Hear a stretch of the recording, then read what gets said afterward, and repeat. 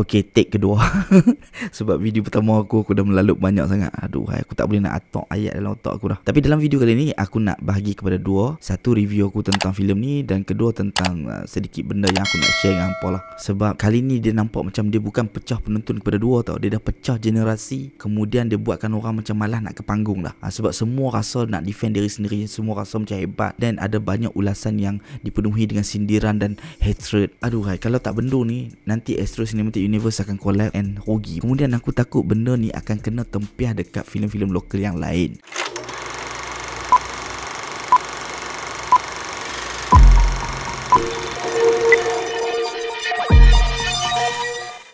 Assalamualaikum, selamat datang ke YouTube channel Mak Don. Sekali lagi dengan aku, Mak Don. Aku nak keep it short and ringkas sebab aku dah melalut banyak tadi. Ni take kedua 10 minit tapi aku masih lagi tak sembang tentang filem. Jadi aku nak keep it short lah. So hari ni kita nak sembang tentang filem Keluang Man yang diadaptasi daripada siri animasi yang famous satu ketika dulu. Diterajui oleh pelakon-pelakon hebat seperti Nasty, Remy Ishak, Rosham Noh, Anwar Bek Moral, Shweta Shekon dan ramai lagi. Berkisarkan tentang Borhan, seorang pesakit mental di Tampoi yang ingin membalas dendam terhadap Syamshir di atas kematian tok guru mereka iaitu Ayah Mat. So di samping dia nak cuba balas dendam tu, dia juga struggle dengan krisis identiti. So pada masa sama dia cuba untuk mencari diri dia yang sendiri. So the rest of the film tu apa kena tonton sendiri. Dan bagi siapa yang tak tonton Keluang Man lagi, aku nak beritahu ini adalah review yang mungkin ada spoiler. Jadi please pergi tonton dulu kat panggung dan baru tonton review ni. Filem ni diarahkan oleh Anwar Ashraf, creator series Project High Council, sebuah siri yang mencipta fenomena sekitar tahun 2023. Reason why aku hype dengan filem ni bukan saja sebab dia adalah adaptasi siri animasi yang famous dulu, tapi juga kerana tim yang buat filem ni adalah tim High Council juga. Bukan semua, tapi macam director, editor, cinematographer apa semua. So ada lah. So that's why aku hype juga. Dan aku siap ada buat hashtag in Anwari we trust, sebab aku memang trust vision dia, Mak. Dan aku sangat suka dengan hasil kerja dia. So lepas tonton Keluang Man, aku tak adalah kecewa teruk, tapi dia more tu macam aduh sayang lah. Sebab filem yang ada IP yang goh macam ni, kemudian hype yang tinggi macam ni, band execute poorly. Bukan saja dari segi filem, tapi juga dari segi marketing, Mak.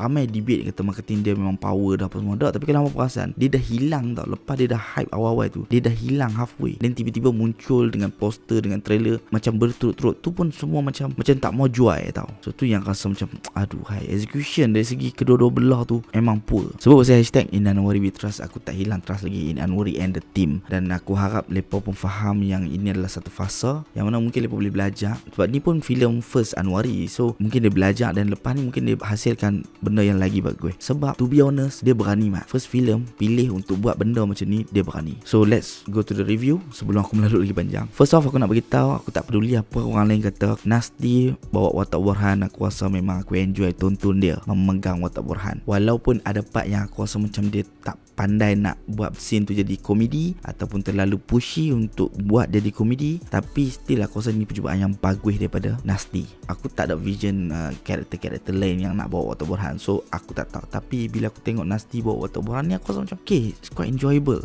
No, dia perlu digilap lagi tapi still, man, enjoyable for me. Kemudian yes, aku gelak banyak jugalah part sebab filem ni dia dipenuhi dengan nostalgia pop culture reference daripada filem-filem lama, daripada music video lama apa semua ni, daripada tahun 90-an ke 2000. Jadi siapa yang ada time tu, lepas faham lah apa lawak yang cuba disampaikan. But ada at one point aku rasa macam it's too much and ada yang jadi macam unnecessary dah tau. You tak payah pun. You boleh buat benda tu as repeat, tapi dia akan jadi lebih lucu bila ke depan tu dia dah jadi benda lain. Contoh macam awal tu kita diperkenalkan dengan narrator Halim Ainun Othman. Lepas tu ada scene ke depan tu di mana Borhan dia main roda impian waktu dia pukul orang. Nampak tak? Dia dah set awal dengan karakter Halim Ainun Othman dan kemudian dia bawa show tu ke dalam filem. Itu salah satu benda yang nampak tak correlation dia tu. So ada benda yang you tak perlu pun tiba-tiba terjadi, tak payah. Dia jadi too much and unnecessary dah. Dan aku rasa antara masalah besar Keluang Man ni adalah direction dia tak clear, Mak, dan dia tak susun dengan baik. Sayang tau, sebab kita actually dah nampak the whole story tu tau. Borhan ni dia nak balas dendam tapi dia tak yakin dengan diri dia. Dia tu siapa, dan Dr. Malini cuba convincekan dia, dan ada tragedi berlaku dan dia give up pula. You know, dia ada ups and down dia tu kat situ tau. It's clear on the story tapi direction dan susunan dia tak cantik. Sebab tu waktu kita tonton tu, kita akan jangan rasa macam tiba-tiba dia ke arah sini, tiba-tiba dia ke arah situ. Dia macam tak clear tau. Filem ni dia nak ke arah mana kita tak.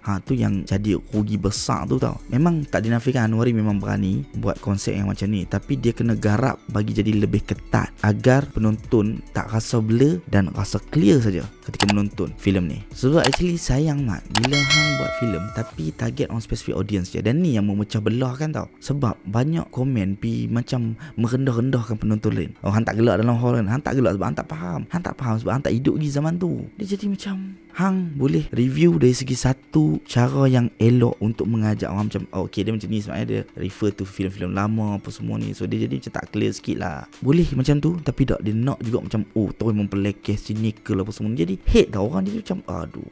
Siap, ada satu ayat tu aku baca kat TikTok yang next time letak kat poster filem ni untuk tahun 90-an sahaja, barulah kami tak pi. Sebab believe it or not Mat, kok mana pun orang pakai duit mereka. Jadi kalau mereka pi tu, mereka tak boleh nak enjoy. Sebab kita kata kita nak bagi mereka enjoy. So how? Jadi of course lah mereka rasa bengang dan tertipu. Dan mai pula lambakan review influencer yang mempelekeh page-page apa semua ni yang kata hampa rasa tak best sebab hampa tak faham, hampa tak hidup lagi. Macam why you nak kena condemn semua benda tu. Dia buatkan dia macam api tu tengah ada, lepas tu hampa curah gasolin bagi marak tau.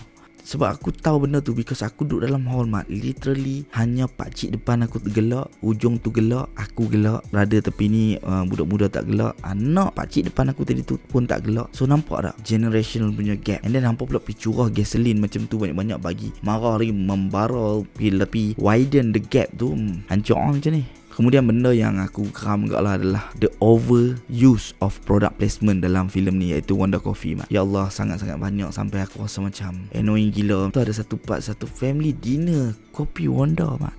Ya Allah, aku betul-betul sebab geram, sebab kita geram. Actually dia okay untuk product placement, tapi kita boleh buat cara yang macam sebab filem ni filem berkonsepkan komedi kan. So kita pun boleh masukkan tu dengan cara-cara yang komedi. Macam ada satu filem yang kalau aku ingat dan jumpa dia punya reference, aku akan letak dekat sini. Sebab ni salah satu contoh yang agak lucu lah. Macam dia kata dia tak buat pun product placement apa semua tu, tapi kemudian dia tengok kamera dan dia buat benda tu, faham? And Water Burhan pun dah memang break the fourth wall lah. So maybe boleh guna advantage tu untuk buatkan scene tu lebih kelakar. And for the action, aku rasa cinematographer dia macam terlalu tight shot sangat untuk film action, sampai kita tak nampak buah-buah dia, kita tak nampak fighting dia. Jadi kita tak enjoy the whole fighting sequence tu. Especially waktu starting pun dah fight, tapi time fight tu kita tak rasa apa pun. Jadi dia agak rugi. And part paling teruk sekali bagi aku adalah CGI dia agak kecewa kan lah. Dan aku rasa kenapa cinematographer dia terpaksa ambil tight shot apa semua ni pun aku rasa one of the reasons sebab tak salah aku filem ni dia punya CGI memang berat, penggunaan CGI dia memang berat. Jadi aku rasa itu pun one of the reason kenapa dia tight shot adalah kerana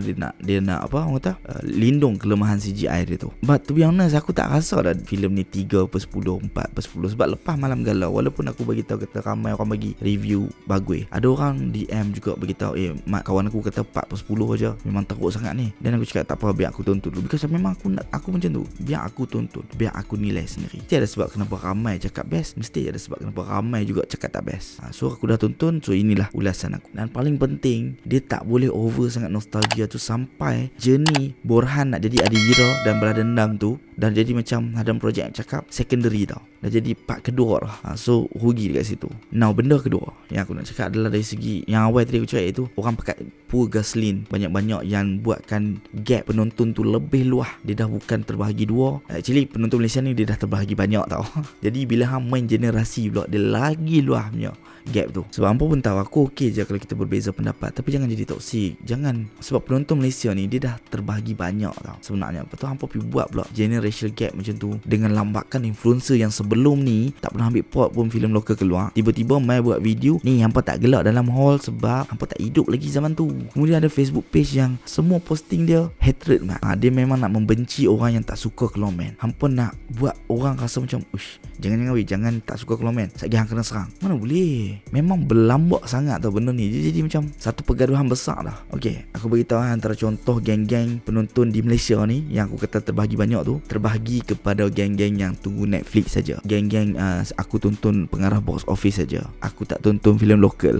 Aku tonton pelakon favourite aku saja.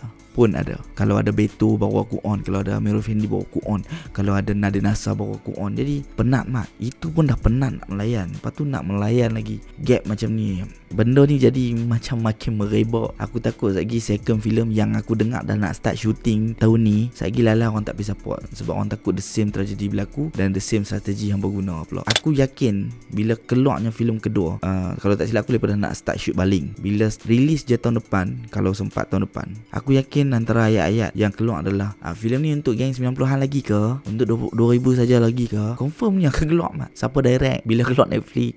Pening kepala. Kita nak meramaikan orang ke panggung, tapi yang mematikan industri itu sendiri adalah orang yang katanya minat filem. Lepas sendiri yang memusnahkan. So benda ni jadi macam satu kerisauan. Sebab aku takut dia akan efek kepada filem-filem lokal yang lain. Dah lah tahun ni banyak agak filem keluar. Lepas tu lagi pasal tragedi ni orang dah tak mau pergi tonton. Sebab semua nak jadi paling power pasal filem, paling power pasal dia punya kritikan. Point dia tak pernah salah, point dia semua betul. Bila dia cakap tak best, memang tak best dan dia akan mati-mati mempertahankan. Bila dia cakap best, dia akan mati-mati mempertahankan. Jadi macam kat mana perdebatan ilmiah tu akan terjadi. Dan ini tak masuk lagi geng-geng yang ride the wave tau. Bagi apa yang tak tahu, sebenarnya ada Facebook page kreator-kreator semua ni ataupun Instagram, semualah content creator yang ada blue tick apa semua ni. Kadangnya lepa ride the wave je. Lepa post pasal Clonman ni, pasal lepa nak engagement je. Kemudian dia akan tempel Shopee punya link. Tu tak masuk je tau geng-geng tu. Geng-geng tu ramai ke? Dia tak ambil pot pun pasal filem lokal, dia tak ambil pot pun pasal Clonman. Dia tak ambil pot pun pasal Astro Cinema Universe, dia tak ambil pot pasal cinema pun. Dia hanya nak ride the wave. Tapi yang jadi mangsa adalah penonton-penonton Malaysia dan orang dalam industri itu sendiri. So aku harap lepas ni semua orang boleh move on. Banyak lagi filem lokal nak keluar lepas ni. Kita boleh fokus ke arah situ. Dan kepada tim Clonman, Anwari Ashraf and the team, the whole team, come back better, come back dengan satu produk yang boleh buatkan kita betul-betul bangga punya, yang boleh jual bukan dekat satu generasi, dekat satu Malaysia, the whole Asia kalau boleh. Bagi hampa yang dah tonton Clonman, apa pandangan hampa, drop down your comment, tapi share yang murni-murni saja. Jangan bergaduh. Apa saja pandangan hampa drop, jangan risau. Kalau ada orang bergaduh, orang tunjuk pandai, YouTube aku akan filter. Ramai aja yang dah kena filter sebab ayat-ayat yang kurang ajak, yang aku rasa macam mengarut. Hampa boleh tag aku terlepas pandai, aku akan delete. Komen apa saja pandangan hampa suka ke tak suka ke, just komen. Kita nak meraihkan pandangan tu tanpa rasa hate, cynical, sinis apa semua ni. Dan bagi hampa yang tak tonton, pergi tonton filem ni tengah ditayangkan di Power Gang. Jumpa lagi next video. Thank you for watching. Jangan lupa subscribe, road to 10,000 subscribers. Bye bye.